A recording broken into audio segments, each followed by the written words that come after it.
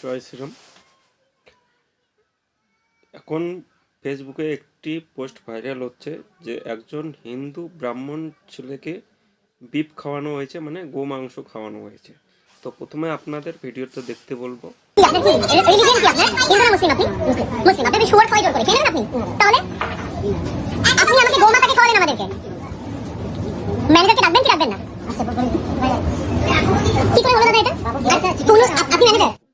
বন্ধুরা, আপনার ভিডিওটা দেখলেন মনোযোগ সহকারে।